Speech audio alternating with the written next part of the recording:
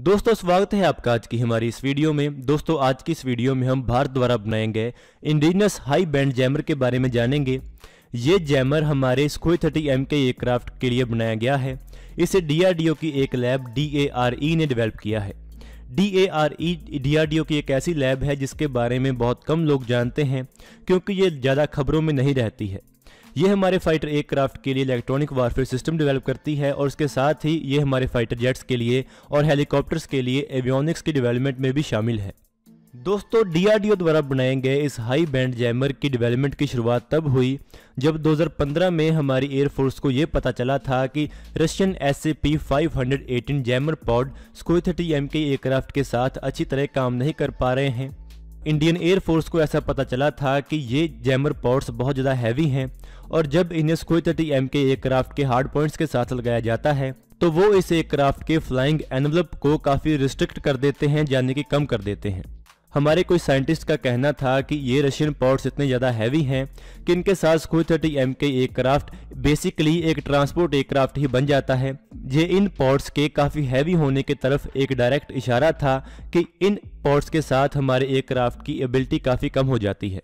इसके साथ ही इन पॉड्स के साथ दूसरा बड़ा इशू ये था कि ये जैमिंग पॉड्स हमारे indigenous on board radar warning receiver के साथ अच्छी तरह इंटरफेस नहीं कर पा रहे थे। इसके बाद DARE को ऐसा काम दिया गया कि वो इस प्रॉब्लम को दूर करें। इसके लिए एक नया पॉड डेवलप किया गया जो कि एरो इंडिया शो में दिखाया गया था। ये DARE द्वारा बनाया गया हाई बैंड जैमर पॉड है और अभी तक जो इसके बारे में न्यूज़ आई है वो ये है कि 2019 में इस पॉड के साथ हमारे सुखोई 30M के एयरक्राफ्ट के ऊपर इसके डमी ट्रायल्स किए गए थे और ऐसी खबर थी कि इनको बहुत जल्दी ऑपरेशनल कर दिया जाएगा। ऐसी जानकारी थी कि ये हाई बैंड जैमर पॉड एक पूरी तरह इंडिजिनस पॉड होगा। DARE के एक साइंटिस्ट ने ऐसा एक्सप्लेन किया था कि इसमें 3 मेन सिस्टम्स हैं। इसमें एक इंटीग्रेटेड इलेक्ट्रॉनिक वारफेयर स्वीट है, इसमें एक active array faced transmit receive unit है और एक कूलिंग सिस्टम है। इस पॉड में जो इंटीग्रेटेड इलेक्ट्रॉनिक वारफेयर स्वीट है और जो active array faced transmit receive unit है वो दोनों ही हमारे देश ने डेवलप कर लिए हैं, लेकिन जो इसका कूलिंग सिस्टम है वो काफ़ी कॉम्प्लेक्स है तो इसके लिए एक इजरायली सिस्टम का इस्तेमाल किया जा रहा है। लेकिन जब तक ये पॉड अपने फुल इंटीग्रेशन ट्रायल्स के लिए जाएगा तब तक इसमें एक इंडियन कूलिंग सिस्टम को लगा दिया जाएगा। हमारे सुखोई 30M के एयरक्राफ्ट के पायलट्स ने भी ये कन्फर्म किया है कि ये पॉड एक बहुत ज़्यादा प्रॉमिसिंग सिस्टम है। दोस्तों ये जो पॉड है ये रशियन SAP-518 पॉड का एक रिप्लेसमेंट है। ऐसा हो सकता है कि ये पॉड उस पॉड के साथ कंपैरेबल हो और उसके मुकाबले में ज़्यादा एडवांस्ड भी हो। लेकिन हाल ही में सुखोई 30M के एयरक्राफ्ट की एक वीडियो सामने आई थी जिसके बारे में ऐसा बताया गया था कि इसमें SAP-518 पॉड्स का इस्तेमाल किया गया है और इन पॉड्स को इस एयरक्राफ्ट के साथ सक्सेसफुली इंटीग्रेट कर दिया गया है और जो इसके साथ प्रॉब्लम्स आई थी वो दूर कर दी गई हैं। इसीलिए फिलहाल हमारा एयरक्राफ्ट इन रशियन पॉड्स का ही इस्तेमाल कर रहा है। लेकिन अगर हम रशियन जैमिंग पॉड की कैपेबिलिटी को देखें तो हमें ऐसा पता चलेगा कि हमारा ये इंडिजिनस पॉड कैसा होने वाला है और कैसी कैपेबिलिटी वाला होने वाला है। रशियन SAP-518 एक एडवांस जैमिंग पॉड है जो कि हैवी स्ट्राइक फाइटर्स के लिए बनाया गया है। ये रशियन सुखोई 30 सीरीज़ के एयरक्राफ्ट के लिए बनाया गया है और ये हमारे सुखोई 30M के एयरक्राफ्ट के साथ भी इंटीग्रेट किया गया है। इस पॉड का प्राइमरी मिशन ये है कि ये दुश्मन के एडवांस्ड एयर डिफेंसेस को जैम कर देगा। जब हमारा एयरक्राफ्ट दुश्मन के अगेंस्ट ग्राउंड अटैक मिशन करेगा तो इसका ये जैमिंग पॉड दुश्मन के एडवांस्ड एयर डिफेंसेस को जैम कर देगा।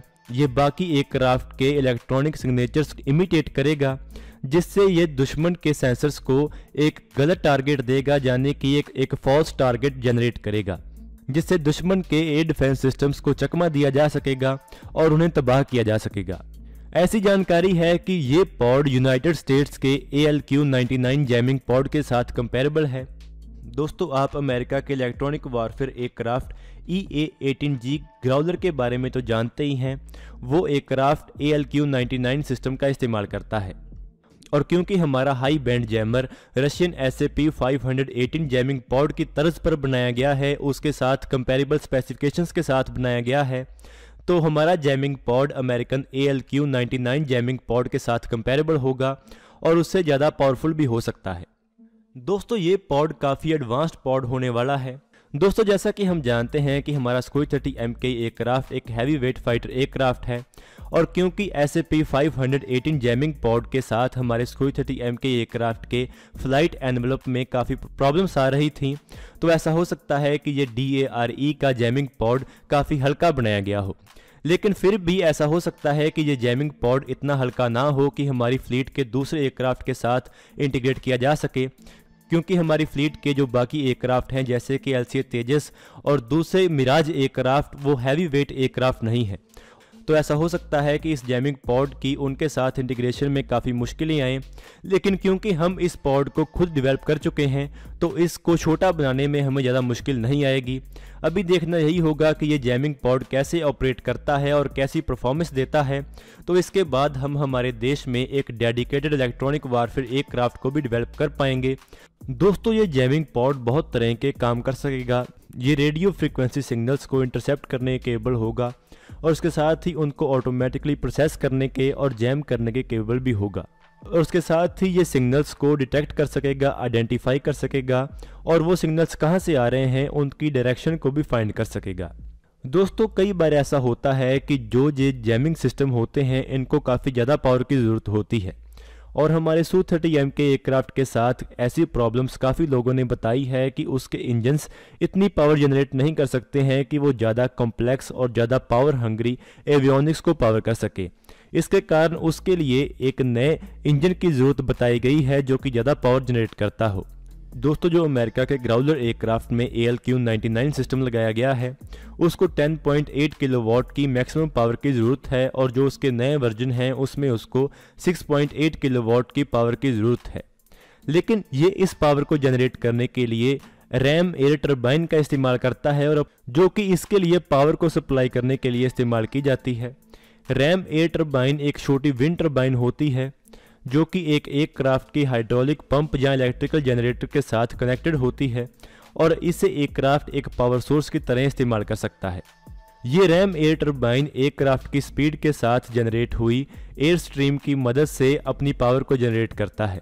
ज़्यादातर जो मॉडर्न एयरक्राफ्ट हैं वो रैम एयर टर्बाइन को इमरजेंसी में ही इस्तेमाल करते हैं, और जब किसी एयरक्राफ्ट के प्राइमरी और ऑक्सिलरी पावर सोर्स खत्म हो जाते हैं तो ये एयरक्राफ्ट अपने रैम एयर टर्बाइन सिस्टम का इस्तेमाल अपने आप को पावर करने के लिए इस्तेमाल करते हैं, जिसकी मदद से एयरक्राफ्ट के वाइटल सिस्टम्स जैसे कि फ्लाइट कंट्रोल्स, लिंक्ड हाइड्रोलिक्स और फ्लाइट क्रिटिकल इंस्ट्रूमेंटेशन को पावर किया जा सकता है।